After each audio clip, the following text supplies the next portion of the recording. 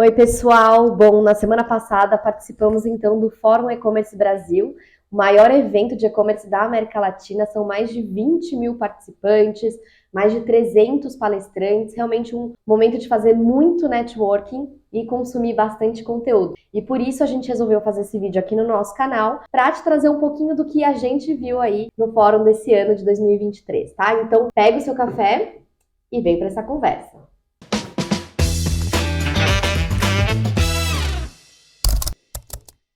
Nós somos a Y2V Digital, consultoria especialista em e-commerce e omnichannel. Nossa missão é impulsionar empresas e empreendedores a estarem em um novo patamar de faturamento e representatividade do e-commerce dentro da operação. E a gente consegue fazer isso encurtando caminhos, usando o nosso background de mais de 15 anos trabalhando em e-commerce, marketing digital e CRM em grandes corporações. E olhando para o evento e trazendo esse nosso background, nós já participamos de muitas edições aí do evento, né? Essa foi a 14ª, e ele realmente cresceu muito. No pós-pandemia, a gente já percebeu, na edição do ano passado, que isso tinha acontecido, mas esse ano ele estava maior ainda. E nos surpreendeu positivamente aí a qualidade, tanto dos palestrantes, quanto dos expositores e do próprio público geral, que a gente conseguiu se relacionar ali no evento. Realmente foi um evento muito rico, em termos de qualidade de palestras, e é por isso também que a gente resolveu dividir um pouco dos pontos aqui, porque se você não pôde participar, vale muito a pena ficar de olho no que aconteceu. É isso aí, realmente foi um momento de reencontrar muitos colegas, né, do mercado que a gente já não via há anos também, mas também surgiu muita gente nova, né, vários novos profissionais, afinal o e-commerce explodiu nos últimos anos, especialmente aí pós-pandemia, então não só de novos profissionais, mas também de novas soluções, né, a gente tinha ali mais de 200 expositores e quase que não deu para conhecer tudo, assim, porque realmente tem bastante coisa. Precisava, assim, quase de uma semana de evento para encontrar todo mundo e conhecer tudo. Então já se inscreve aqui no canal, deixa seu like, não perde, porque tem muita coisa aqui no canal. Se você ainda não conhece a Y2V, a gente tem um podcast também do Com Café, que a gente recebe vários profissionais do mercado para falar dos bastidores de quem trabalha na prática com e-commerce e omnichannel de empresas super incríveis. Então não perde ali e compartilhe esse vídeo também com todo mundo da sua equipe, quem não pôde ir, e quem pôde ir também, gente, porque quem foi sabe que teve milhares de palestras e foi impossível acompanhar tudo, né? Então a gente dividiu aqui em alguns pilares para trazer um compilado, né, de modo geral, de tudo que a gente viu aí nas palestras. Então vamos começar? A gente fez vários tópicos aqui, a gente vai ir misturando um pouco as palestras e trazendo realmente baseado em pilares. E vamos começar falando um pouco sobre os números do e-commerce, né? A gente achou importante trazer algumas atualizações, porque realmente não foi só o Fórum E-Commerce Brasil que cresceu muito no pós-pandemia, mas sim todas as operações de e-commerce, né? O volume de compras online cresceu muito nesse período. Então vamos dar uma atualizada aí. Logo no primeiro dia, quem abriu, né, o evento, até com uma masterclass, foi realmente 2 horas aí de muito conteúdo. Foi o Ângelo Vicente, né, da Execom, com o Leonardo Nares, da DP6. E, gente, eles trouxeram muitos dados de pesquisa, tanto de e-commerce quanto de omnichannel. Então, foi muito bom para dar aquela aquecida, né, e abrir o evento com tanta informação assim. Então, de fato, hoje o Brasil ele é a 5ª maior economia digital do mundo, né? Então, mostrando muito potencial aí de resultado dentro do canal de e-commerce. Eles ainda trouxeram a informação do CAGR, que a previsão é que a gente cresça num CAGR de 173%, ou seja, quase dobrar o tamanho do mercado do e-commerce aqui no Brasil em mais ou menos 5 anos. Isso é muito, né? A gente está falando de um crescimento bem acelerado, mesmo vindo de um crescimento já muito significativo pós-pandemia, né? E aí, outro dado também que a gente teve acesso é a questão do NPS como média no Brasil, né? Eles trouxeram a informação que o NPS médio está em 61 dos e-commerces no Brasil. Isso até nos surpreendeu, né? Porque na nossa visão a gente tem uma régua assim de mais ou menos uma média de 75, né, do NPS. Mas, enfim, eles ainda trouxeram um cenário de que, apesar de ser 61, ainda é o melhor NPS frente a outros canais de loja física, enfim. Então, a gente tem a oportunidade de trazer muito mais encantamento, né, uma experiência melhor através dos e-commerces. Acho que é legal comentar, a gente vai falar mais no final também sobre a questão emocional, né? Somos humanos, somos pessoas, E isso ainda está muito difícil de levar através da web esse atendimento tão próximo. Então, tem muita coisa realmente para melhorar. Vamos falar um pouquinho mais sobre esse NPS daqui a pouquinho. E começando aqui o primeiro pilar, gente, não teria como a gente não falar sobre o uso de dados. Dados para entender cada vez melhor os nossos clientes e o uso também de AI, né? A gente trouxe um pouco do resumo da NRF ali no nosso Instagram. Se você não segue a gente, já segue lá a gente também. E realmente a questão de AI foi super pauta. E no E-Commerce Brasil não foi diferente, tá? A gente viu inúmeros casos, muitas empresas trabalhando muito a questão de AI, já trazendo exemplos práticos do que eles estão fazendo desde ganhos de produtividade, mas especialmente para trabalhar personalização, né, de conteúdo para as clientes. Então, o primeiro ponto em relação a dados, por que esse ponto é tão urgente? É porque a gente está falando do fim, né, da era dos cookies, third party data já era, né, nesse sentido. Então, as empresas precisam começar a construir cada vez mais o tal do first party data, ou seja, começar a trabalhar cada vez mais os dados do cliente in-house, né, cruzar milhares de dados de informação, milhares de sistemas, por isso que eles trouxeram tanto isso na pauta na plenária de tecnologia. Então, foram muitas empresas que falaram sobre arquitetura de dados, como é que a gente trabalha CDP para cruzar muitas informações de muitos sistemas. E aí é o que eles trouxeram, né? A gente vai falar um pouco sobre isso depois também, mas a jornada das clientes hoje com online, redes sociais, loja física, omnichannel, enfim, está cada vez mais complexa. Ela não é uma coisa mais linear. E a gente consegue também trazer muito traqueamento de informação, enfim. Então, como é que a gente armazena tudo isso de dados? É muito dado para poder processar, né? Teve até a palestra da Droga Raia, eles falaram de processar mais de 200 milhões de eventos por dia.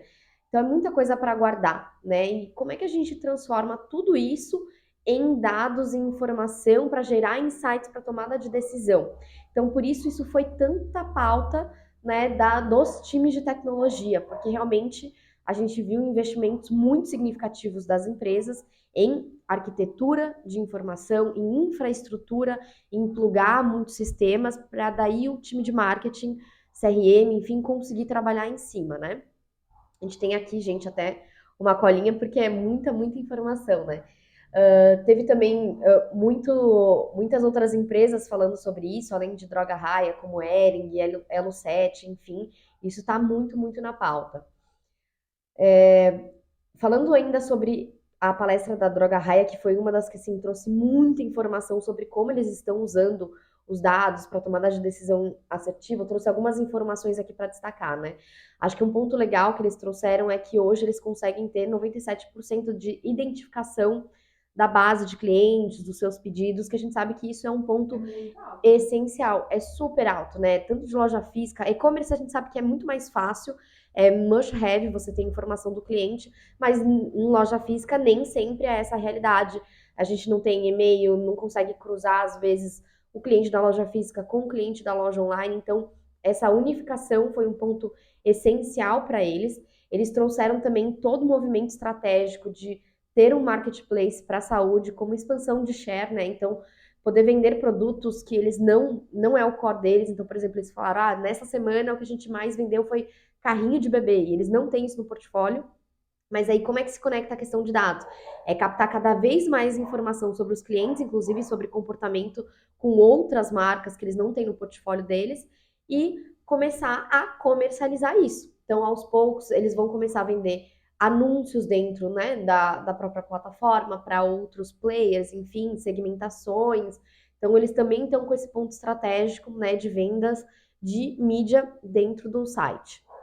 Outro ponto que ele trouxe bastante, né, que ele diz que ele não gosta mais da frase, né, da questão do dados é o novo petróleo, né, ele traz que gente é o novo petróleo, que ele reforçou muito a importância e a gente vê muito isso no mercado, porque dado, gente, toda empresa tem, isso é fato, mas ele reforçou muito a importância de investir pra caramba num time que entenda de gente, que consiga fazer as perguntas certas, que vai conseguir estimular o uso da CDP da melhor forma possível, né? Que vai construir, eles chamam muito de uso de casos, né? Que às vezes esse é um projeto muito mais da TI, mas como é que ele faz essa ponte do uso do CDP para o time de marketing? Então ele falou, o melhor jeito é você criar historinhas, né? Então, fazer perguntas, criar hipóteses, e aí sim você vai ter os dados ali para te responder. Mas ele começa ali pelas segmentações, começa pelas histórias, começa pelas hipóteses do que pode gerar um melhor resultado, porque você vai trazer mais relevância para o cliente,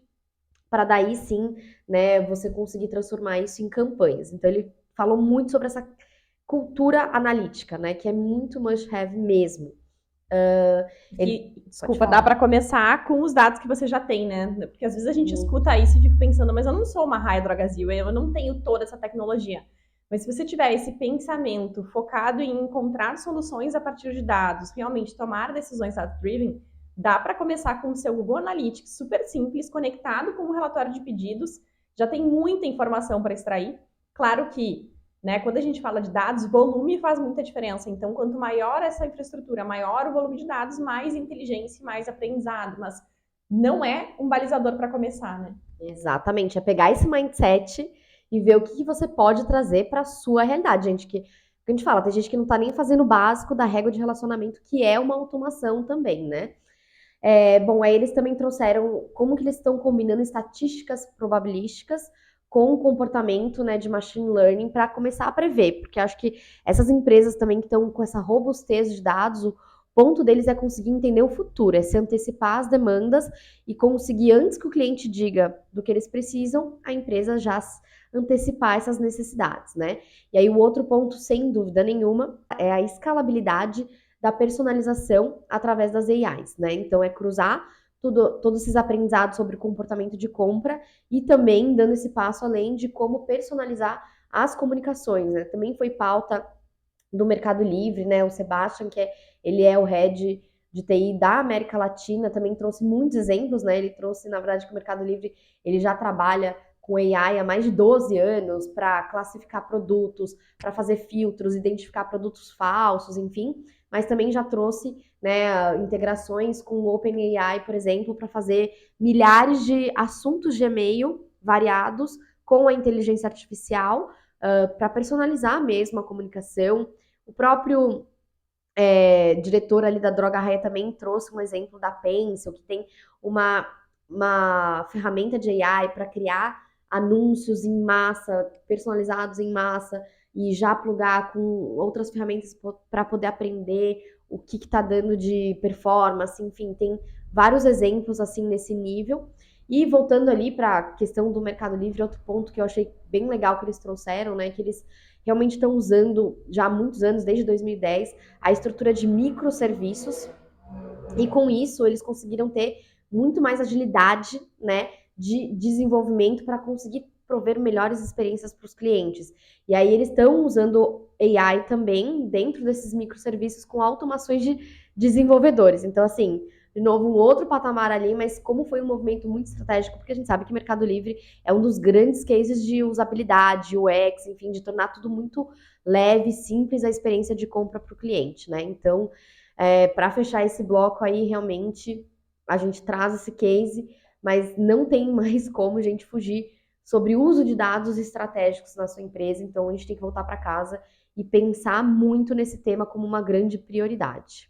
Não dá mais para ir no achismo, né? No feeling. Acho que qualquer tipo de decisão, o bom de trabalhar com e-commerce é que a gente tem tudo traqueado, a gente tem informações, preferencialmente cruzar isso com a sua operação física, se você tem também operação física, mas a grande mensagem realmente é não ignorar o poder dos dados, né? Seja você pequeno, médio ou um gigante como esses que a gente falou aqui, tem muita coisa ainda para acontecer, sempre baseado em dados. Acho que esse talvez seja um dos grandes diferenciais competitivos aí dessa fase que a gente vai ter nova sem cookies, é poder armazenar do jeito certo, né? Tem muitas coisas que envolvem dados, eles precisam estar disponíveis, precisam ter credibilidade e você precisa saber usar, né? Então, vamos para o próximo bloco, que acho que tem muito a ver com isso que a gente vai falar aí também sobre conveniência, e conveniência para o cliente também é, né, ter que falar cada vez menos, né, sobre ele, sobre o serviço que ele quer. Exatamente. E falando de conveniência, a gente sempre diz essa frase, gente, omnichannel é um caminho sem volta, né? E agora já começa a surgir a questão do Unified Commerce, que seria uma próxima onda de omnichannel. Mas, gente, de verdade, assim, o Nares trouxe um pouco desse tema, mas a verdade é que o foco é trazer uma experiência cada vez mais frictionless. A gente precisa atender cada vez melhor os nossos consumidores de uma forma mais rápida, trazendo otimização para dentro de casa, né? Em termos de logística, custos, tempo de processamento de algumas informações, cruzamento de dados, enfim. Mas, de novo, é foco no cliente, é entregar cada vez mais rápido, né? Então, para isso, a gente viu muito essa tendência de cada vez mais pontos de distribuição de forma mais pulverizada para estar mais perto dos clientes, de forma que a empresa tenha custos menores, né, de investimento. Não é que a gente está falando de abrir milhares de flagships e lojas em todo o Brasil. A gente trouxe muito mais, né, cases de dark stores, realmente coisas mais enxutas, que você otimiza inclusive o seu sortimento de produto, né? Você não precisa ter uma grande profundidade, porque você está ali mais distribuído. E eu acho que o Apolinário falou na palestra dele, né? O varejo é estar onde o cliente está, né? Então é isso, gente, é básico. São dois pontos chaves que ele trouxe, né? Você ter o produto certo, então todo tempo você está questionando não o que é o meu produto, mas que benefício o meu produto traz para o nosso consumidor, que problema ele resolve. E o segundo ponto-chave no varejo que ele trouxe, que é canais de distribuição. Esses são dois pontos fundamentais aí para toda a operação, inclusive quando a gente fala de operação 100% de e-commerce, a questão de você ter CDs distribuídos ao longo do Brasil também pode ser extremamente estratégico para você ganhar share de mercado, né, por você oferecer aí prazos menores de entrega.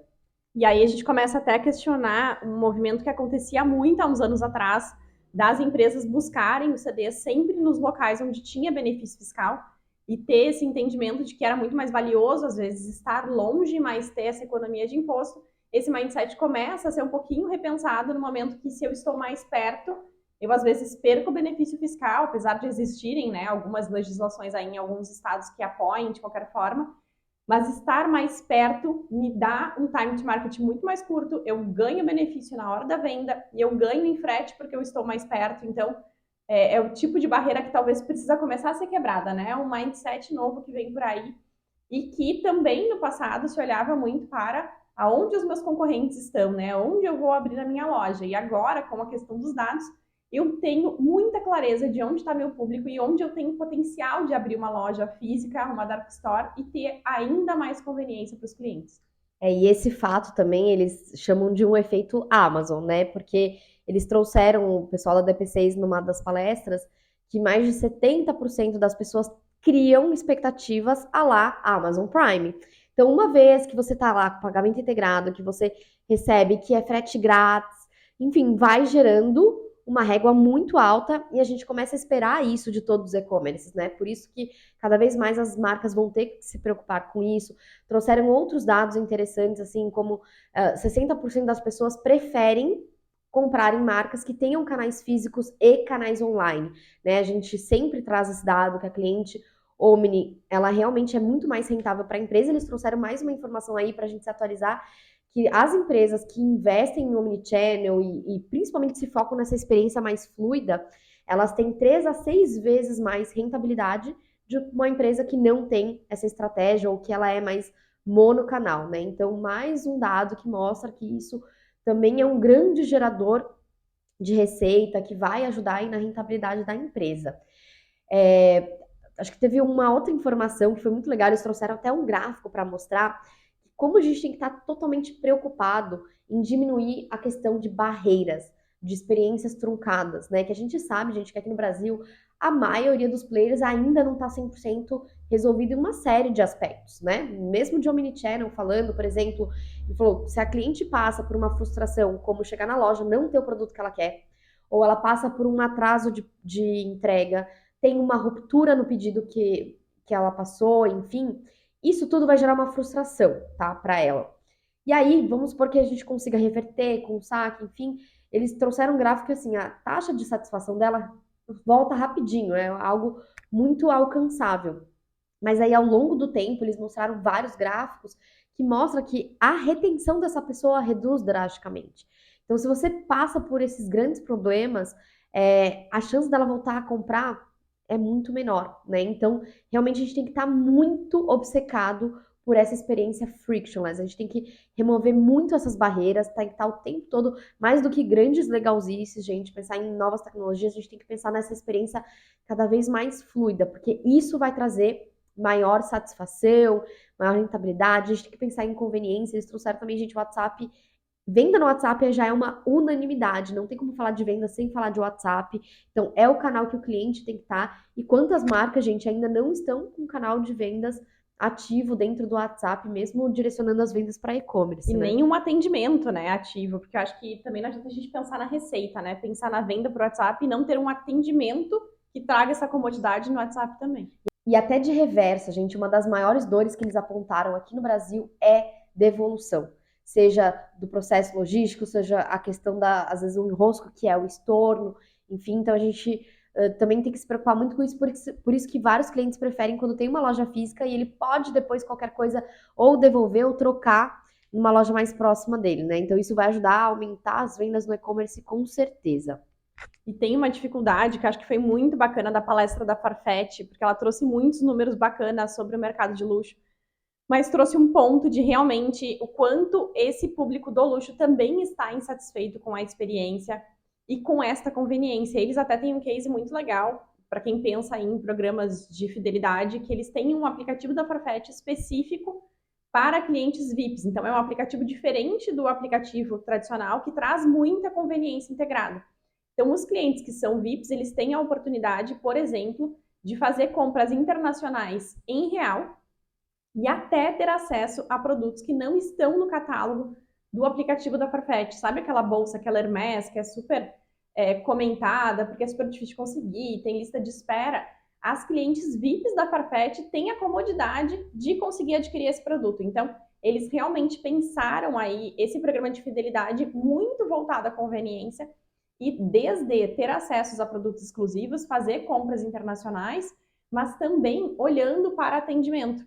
Toda a questão de ter uma assessoria, ter um atendimento mais próximo às clientes VIPs, tem ali uma pessoa, uma consultora que ajuda nas compras e que ajuda na questão do estilo, que ajuda pra caramba também. E trouxeram essa questão, inclusive, de ajuda, que é uma coisa que a gente vai falar logo em seguida, né? Sobre o quanto ainda somos humanos, né? E as pessoas demandam. Eles trouxeram um dado que 40% das pessoas gostaria de ter um atendimento humano dentro dos e-commerces. Isso também é conveniência, gente. Às vezes a gente esquece, pensa Com só no frete certeza. rápido. Mas conveniência, muitas vezes, é tirar uma dúvida de uma forma muito rápida durante uma compra online. E aí tem um super tamanho de abandono de carrinho que acontece por dúvidas na hora da compra. Então, repensar um pouquinho essa lógica de o quanto a gente consegue também trazer essa questão do atendimento humanizado das lojas físicas para o e-commerce, com certeza vai ser um diferencial aí nos próximos anos nos negócios. A gente tem a chegada da geração Z, a Farfetch até trouxe números muito bons que olhando para a omnicanalidade, né, para a satisfação do público, eles são a fatia mais insatisfeita, 80% está insatisfeito, então assim, isso já mostra que essa geração vem com uma régua muito mais alta do que a gente estava acostumado. Então, se a gente falou de um NPS de 61%, muito baseado, né, nessa faixa economicamente ativa atual, com a entrada da geração Z, gente, ou a gente se mexe muito rápido ou esse número vai cair ainda drasticamente, né? A gente precisa entender quais são as necessidades de compra que essa geração traz aí para e-commerce para a gente se adaptar. E aproveitando que a gente estava falando aqui de conveniência, vamos trazer um novo pilar, que é o de inteligência emocional. Nós ficamos bem surpresas.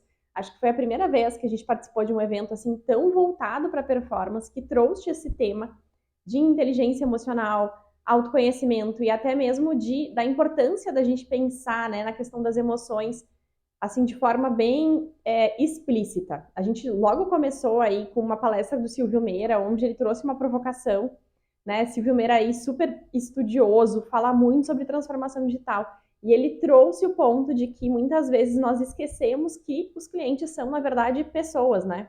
E essas pessoas têm necessidades, essas pessoas têm um fluxo que ela gostaria que aquela compra seguisse, que o comportamento seguisse, né? Se fala tanto em atender essas necessidades de conveniência, de frete rápido, que a gente esquece que do outro lado tem pessoas e que são eles que ditam, na verdade, toda a questão do consumo, né? A gente fica pensando tanto em produto, quando na verdade o consumidor, que é uma pessoa, está pensando o quê? Em serviço, né? Em benefício, no que aquilo vai ser bom para ele.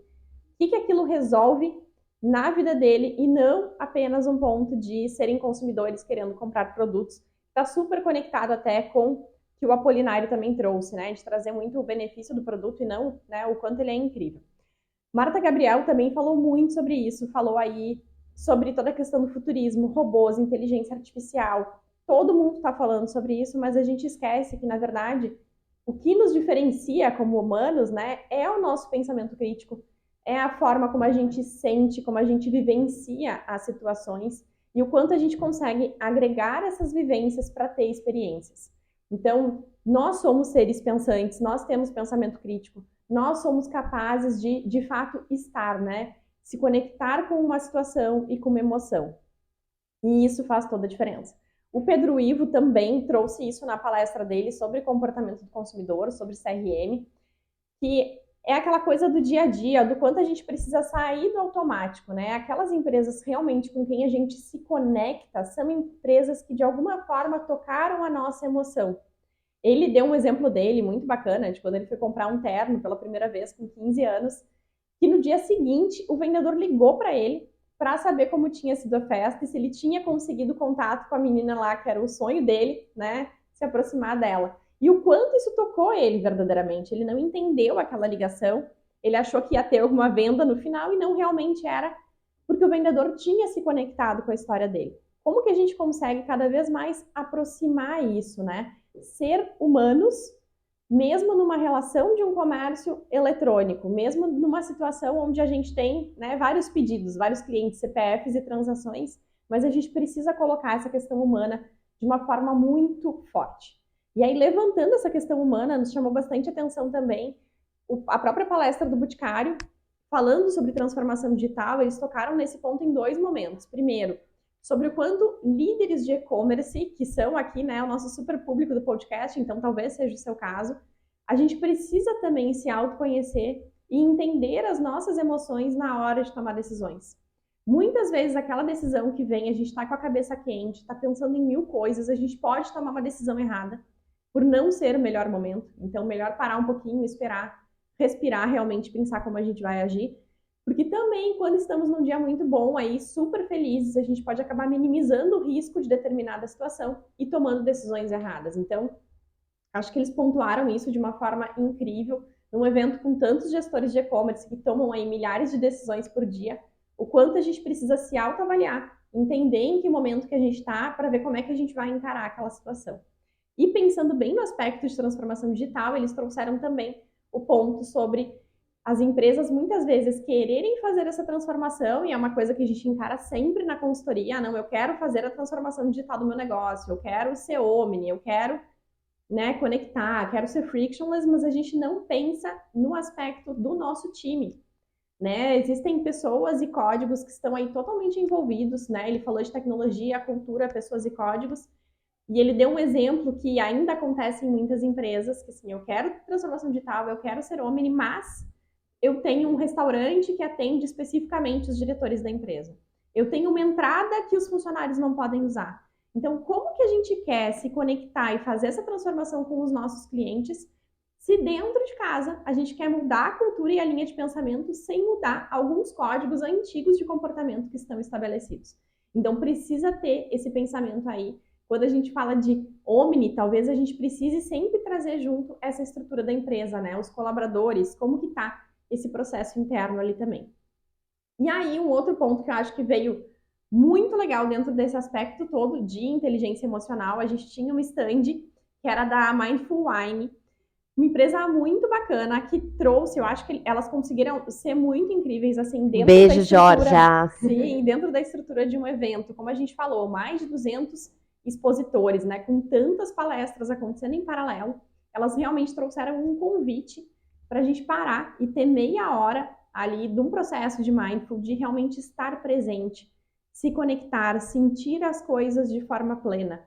E como a gente pode levar isso para o nosso dia a dia, né? A gente acaba anulando isso da nossa mente muitas vezes, né? Ai, como é importante a gente ser multitask, resolver várias coisas ao mesmo tempo, matar vários leões por dia, mas a gente está fazendo isso realmente com toda a presença que a gente poderia, né? Com toda a entrega para aquele momento especificamente. Então, vamos trazer muito essa reflexão aí, né? Nesse último semestre que é tão agitado no mundo do e-commerce, que às vezes é melhor a gente picar as coisas, resolver uma de cada vez, assim, de forma muito entregue.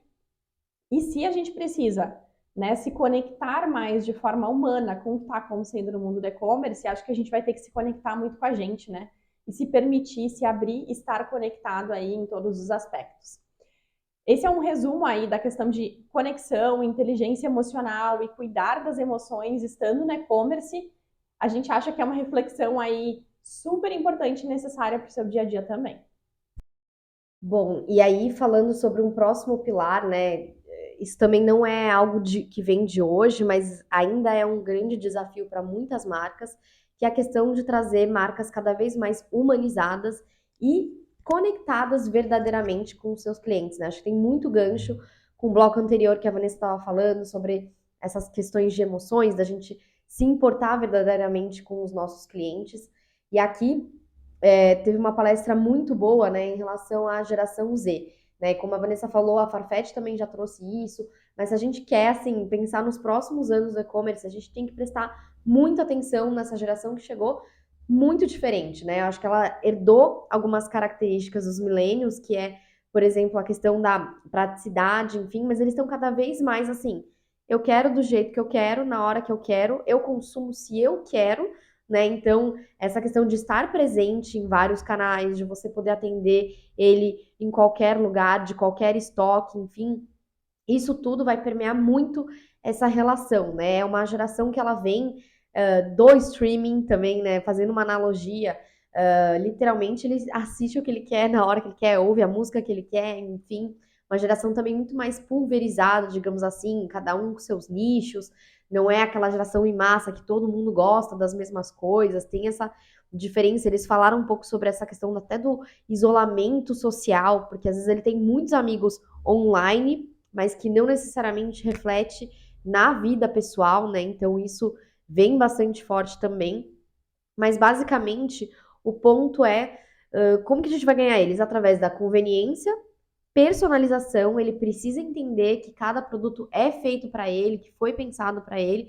A questão do impacto social, né? Teve até uma frase interessante que eles falaram assim: ah, eles acabam delegando essa questão do impacto social, mas ele se importa. Então ele precisa entender se a marca que ele está comprando tem preocupação com o ambiente, tem uma preocupação social, ele tem que entender que aquela compra vai impactar alguma coisa, mas não que necessariamente isso está super presente na responsabilidade dele e do dia a dia, mas é mais um ponto que isso vai fazer a diferença na escolha das marcas, né? E realmente essa questão do second hand também é uma coisa dessa economia circular, enfim, ele já vem, uma geração que já vem muito mais aberta para essa questão também, né? E para isso, em relação a se conectar também com cada cliente, não só de falando de geração Z, a gente está falando sobre redes sociais, enfim, esse ponto que a Vanessa trouxe da conexão das marcas, falou-se muito sobre a importância, né, da gente realmente adaptar os nossos conteúdos para cada rede social, não adianta mais, né? Isso também é quase que óbvio falar, mas ainda tem muita marca que acaba fazendo, que é pegar uma campanha e desdobrar em vários canais, né? A gente tem aí cada rede, a forma como o consumidor quer consumir a marca, quer se conectar, muda muito, né? Então a gente teve a palestra aí com a Tainara também do TikTok, falando vários dados que ela trouxe assim, realmente é uma nova era do consumo. É entreter para consumir, consumir entretendo, enfim, isso tudo está muito misturado. Ela trouxe várias estatísticas aí em relação ao TikTok, né? Que 3 em cada 4 pessoas não percebem a diferença entre um anúncio e um conteúdo de influenciador ou da própria marca. Trouxe vários cases, assim, que realmente os anúncios mais bem-sucedidos são aqueles que são menos produzidos. Não significa que não são planejados, mas ele tem aquela cara mais nativa, que você quase confunde ali, será que foi um creator que fez, foi um influenciador, foi a marca? Então a marca, a presença da marca no canal é como se fosse uma pessoa também, criando conteúdos divertidos, com vários tutoriais, enfim, não é aqui, ó, toma aqui o meu produto e é isso, né? Como usar, dicas, se conectando mais com a realidade de bastidor, do dia a dia. Então tem muito essa percepção, né, que é muito importante você trazer também para o TikTok. Mais de 37% das pessoas que estão no TikTok estão dispostas a comprar diretamente pelo canal. Então, realmente uma rede social assim que é totalmente da geração Z, né? E aí eles trouxeram até um case muito legal com dados da própria Smart Fit, né? Que através do TikTok eles fizeram uma campanha muito bem sucedida, gerou mais de 15 mil conversões no offline, né?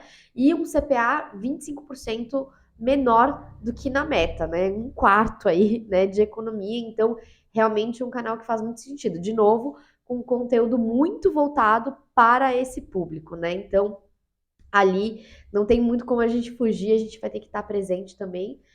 Teve um papo muito legal com a Júlia Petit, da Salve, trazendo muito esse lado também do poder da influência digital, né? A Ana Paula Passarella, ela trouxe essa frase que eu achei muito interessante, né? O poder da influência digital é uma nova soft skill das empresas, gente.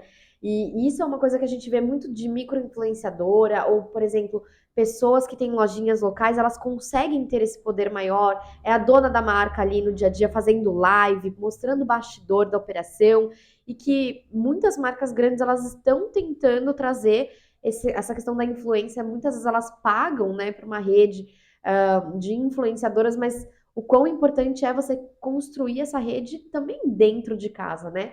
E a Julia Petit também trouxe a importância também de respeitar a autenticidade, né, dos influenciadores, que você inclusive vai investir na sua marca para eles divulgarem seus produtos, enfim, para realmente cada um trazer o seu produto no seu ponto de vista, na sua linguagem. Você tem que dar autonomia, claro que tem um script, mas você precisa dar muita autonomia para aquilo ficar muito autêntico e como meio parecido ali com o TikTok, as pessoas não perceberem tanto essa diferença entre um anúncio pago, mesmo que seja uma influenciadora paga para falar daquilo, ou que ela tá genuinamente falando sobre a marca, né? Acho que esse é um baita ponto, né? A gente ainda tenta muitas vezes ter um controle absoluto sobre a marca e o que vai ser dito e como vai ser dito, que horas vai ser postado. Acho que essa foi quase uma entrevista, né, da Julia Petit, ali da Salve, trouxe muito esse mindset de você não está contratando o influenciador para falar sobre, então deixa ele falar, né? Deixa ele falar da forma como ele fala com a comunidade dele. Ninguém conhece melhor a sua comunidade do que o próprio influenciador. Então é preciso dar essa liberdade para que eles produzam esse conteúdo de forma genuína, né? Isso é super importante. E essa questão de criação de comunidade também é um ponto hiper, ultra, mega importante, né? A Ana Paula trouxe isso também como um ponto-chave estratégico para poder não só você produzir conteúdo através da sua empresa, através dos influenciadores, mas de uma própria comunidade, né? Ela mesma também vai fazer muito conteúdo do seu produto, vão ser verdadeiros embaixadores, né? E o que a Vanessa falou no outro bloco sobre inteligência emocional também, sobre essa importância de fazer de dentro para fora, é porque os próprios funcionários podem ser grandes influenciadores e embaixadores da sua marca. Então tem muita marca explorando muito isso também, né, de dentro para fora. Então esse é o outro pilar importante, mas de fato assim é outro ponto de sobrevivência aí das marcas, ainda mais nesse mundo, né, que a gente tem cada vez mais concorrências. Então para a gente se diferenciar, a gente vai ter que se conectar de maneira muito profunda com os nossos clientes. Sim, até foi interessante que a Gladys trouxe na palestra do Google, né, sobre inteligência artificial, que 73% das pessoas, segundo uma pesquisa feita por eles, estão dispostas a comprar de novas lojas, novos varejistas. Então, se a gente realmente não se conectar genuinamente, né, não conseguir ter essa criação de comunidade, tem um risco muito grande aí da gente ser atropelado pela concorrência. E aproveitando essa questão que a gente está falando aqui de comunidades, acho que um tema que estava de forma muito explícita era a questão de ecossistemas e redes. A gente está ouvindo os grandes futuristas aí, estudiosos como Silvio Meira, Marta Gabriel, falando sobre isso já há algum tempo, mas acho que foi muito bacana no evento vermos isso na prática, já materializado, já acontecendo. E até foi uma coisa que estava, assim, no discurso do Silvio Meira, muito explícito, mas nos varejistas, a gente teve Boticário, Avon, Pets, falando isso um pouco nas entrelinhas, como se fosse uma coisa super natural já, mostrando que as empresas estão organizadas em rede sem deixar isso tão explícito. Mas voltando para o Silvio Meira, acho que ele trouxe a grande provocação de que, desde que o mundo é mundo, né, as coisas acontecem conectadas em rede. Né? Nós somos grandes ecossistemas. A própria inovação é um ecossistema. São grupos de pessoas que trabalham de forma conectada, de forma proposital, em busca de um objetivo comum e que conseguem, através disso, fazer transformações na forma como as coisas são feitas hoje. Então, eu acho que a gente precisa sempre, cada vez mais, pensar nessas sequências lógicas. O quanto, às vezes, uma ação que eu tenho em uma das minhas marcas do grupo, ou uma ação que eu tenho num canal específico, ou uma ação que eu tenho dentro do meu próprio ecossistema de e-commerce, influencia todas as outras pontas. O quanto um cliente insatisfeito, ele age em rede, né? Dentro do seu ecossistema social e ele traz um impacto para a marca. Então, ter sempre essa mentalidade de que está tudo conectado, tudo em rede. A Marta Gabriel também falou muito sobre isso, né? São pessoas, ela trouxe essa provocação e essas pessoas agem em comunidade, a gente, para se sentir bem, para a gente se sentir confortável, a gente precisa estar numa comunidade, ser aceito, e isso precisa acontecer cada vez mais nas marcas. E com isso, as marcas se tornam grandes plataformas. E o que são as plataformas, né? São hubs de conexão. A plataforma muitas vezes é uma tecnologia, ou enfim, está embasada em uma tecnologia, mas para poder atender necessidades de pessoas. E essas pessoas organizadas. Então, poder se comunicar, né, estar numa comunidade, criar uma comunidade é super relevante para a marca. Silvio Meira até trouxe a provocação de que as comunidades, elas surgem e aí com base nelas surgem os produtos e serviços, que é uma quebra de mindset completo do que a gente vem tentando fazer hoje, né, que é, eu preciso criar uma comunidade para a minha marca. Não, será que a gente já não tem comunidades que estão formadas e que têm demandas e que estão precisando de alguma coisa, e aí eu conecto e desenvolvo produtos e serviços para atender esta comunidade. Por que a gente gasta tanto esforço tentando fazer o contrário, né? A gente cria o produto porque a gente acha que ele é necessário e aí a gente quer criar uma comunidade em torno desse produto. Então, ter essa habilidade, né, de ler as comunidades, de entender os movimentos é super importante. E aí, a própria Avon trouxe, né, que eles são um ecossistema de beleza, um ecossistema digital a serviço da beleza. O que eles têm feito, né, nos últimos anos? Eles estão comprando outras marcas e se abastecendo de comunidades que já existem e de negócios que já existem para nessa conexão ficar ainda mais fortes. Outro exemplo foi da Pets, né? Se você não sabe, a Pets hoje ela tem desde um negócio de adoção de animais, tem a Seres, que é a clínica veterinária. Eles compraram também nos últimos anos aquela marca de coleiras. Então, assim, eles estão fazendo o quê? Também se transformando, e a meta deles até 2025 é se tornar maior e mais completo ecossistema pet do Brasil. E aí a gente volta para a era dos dados, né? O que eles estão fazendo, na verdade, hoje? Dentro da Pets tem todo o serviço de banho e tosa. Quando eles cadastram o bichinho, eles já cadastram pensando o quê? Em todo esse ecossistema, em toda a rede. Se esse mesmo animalzinho vai no veterinário, ele já tem um cadastro lá.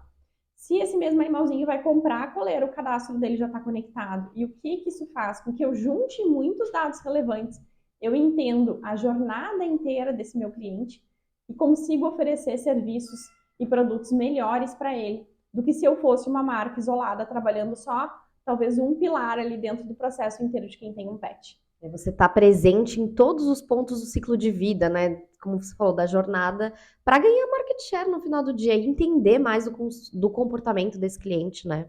Exatamente. E aí tem Boticário também como um super case, né? Eles trouxeram, como a gente já comentou, de forma muito aberta e transparente todo o processo de transformação digital. E eles também são, né? Se autodenominam um ecossistema de beleza. E aí vejam como é sutil, né? Há alguns anos atrás, essas empresas todas não traziam essa expressão de ecossistema nos seus nomes ali.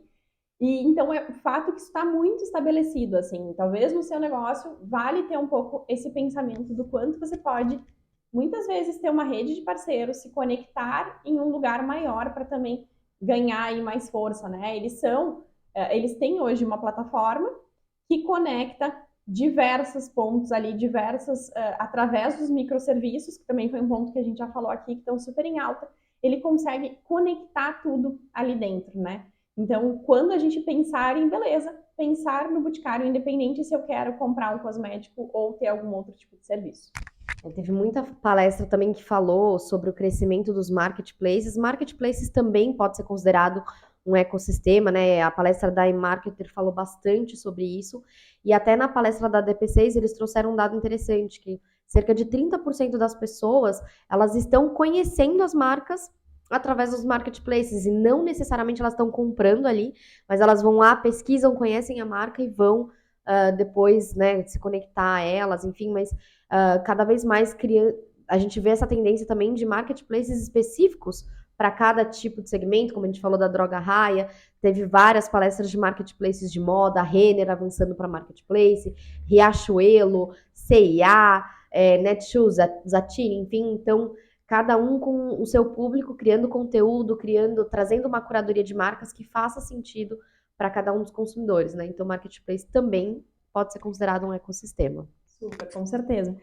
Então, pense sobre isso, né? O quanto você está hoje na sua marca aí só oferecendo um serviço, ou de fato lendo a necessidade das comunidades, buscando essas comunidades já existentes para se conectar e entendendo sempre, essa é uma coisa que a gente super trata nas consultorias de e-commerce, e você, se for líder de e-commerce, precisa sempre pensar nisso, o quanto a nossa própria marca é um ecossistema e tudo tem impacto em rede.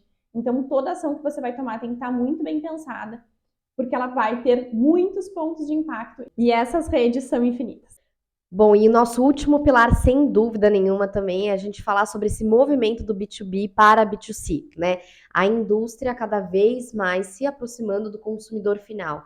Não tem como a gente falar estrategicamente também de sobrevivência das marcas, das grandes indústrias, nos próximos anos, se eles não estiverem próximo do consumidor, né?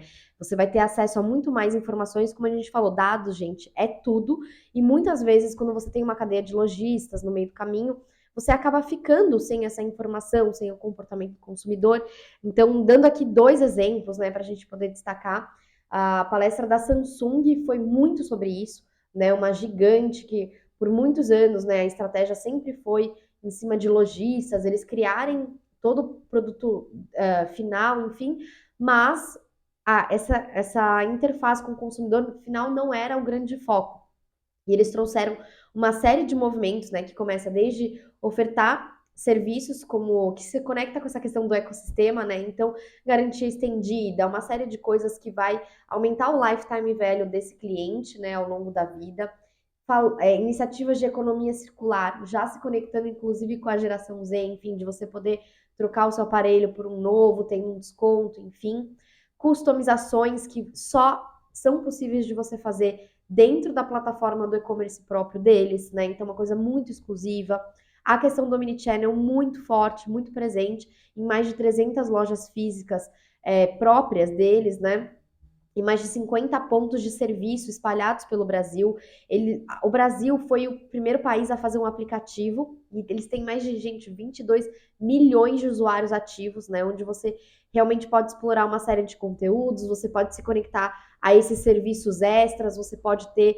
Ali eles falaram também muito sobre live chat, a gente falou sobre canal de venda, um canal muito estratégico para receber demanda, processar, tirar dúvida, enfim, baita canal de conversão mesmo, de vendas ativas ali, e também de fidelização, eles estão usando esse canal para se comunicar com esses consumidores ao longo da vida, então, movimento muito estratégico, um canal interativo aí de atendimento, bem interessante.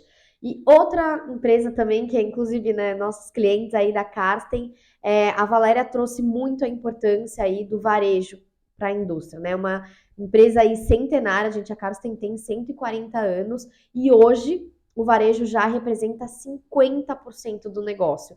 Isso é um número muito significativo, né? E a Valéria trouxe aí alguns pilares para isso acontecer, né? O primeiro deles é acelerar o varejo no digital. Então, não tem como falar de e-commerce, aplicações online, enfim, marketplace, para você ganhar, de fato, market share, né? Então, canal digital fundamental para a aceleração do varejo dentro de casa.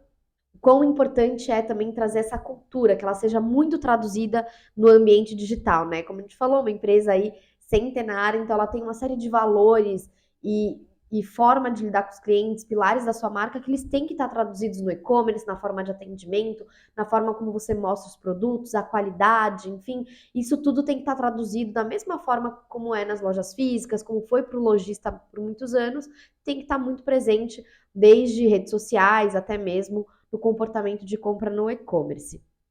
Outro ponto é ter uma clareza muito grande do propósito da transformação digital dentro de casa, né? Então, por que fazer? Porque a gente sabe que transformação digital é uma buzzword também em muitos dos casos.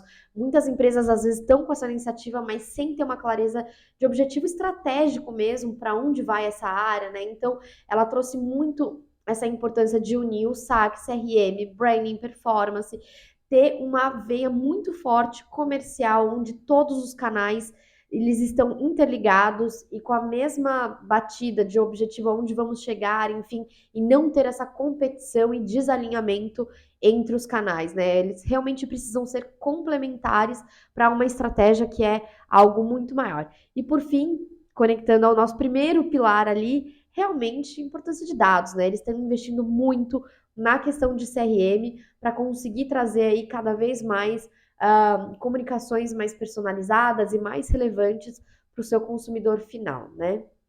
Muito bom. E até lembrei agora de te falando sobre a Pets, trouxe um ponto super relevante de o quanto a gente precisa ouvir as pessoas internas para fazer produtos melhores, né? Então, quem estava falando era o responsável pela área de tecnologia, e ele falou: o que eu mais gosto é quando uma pessoa do saque me fala assim, o filtro não está funcionando para mim. E aí tu pode pensar no aspecto de, tá bom, é uma pessoa, vai ver, não achou o filtro, enfim. E ele fala, não, eu adoro quando isso acontece, porque se isso está acontecendo com alguém dentro de casa, que tem condições de me reportar isso, ou se chega uma reclamação no saque, é uma super oportunidade de eu evoluir o produto antes que isso aconteça com pessoas fora da empresa, né? Então, essa conexão entre as áreas não pode ter barreiras. Inclusive, fica o spoiler que a gente fez aí um podcast com o José Steffen sobre a transformação digital da Carsen. A gente falou muito sobre isso, né? Sobre essa quebra de barreiras. Já já a gente publica aí, fiquem de olho.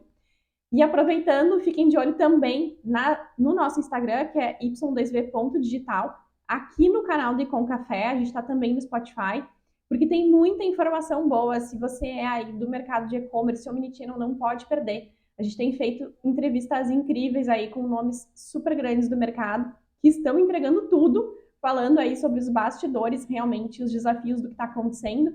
Esses eventos são muito legais, a gente se conecta com muita gente, escuta muitas histórias. E se você quer manter isso aí na sua rotina, continuar se conectando com muitas histórias boas, acompanha a gente no canal, porque tem muita informação.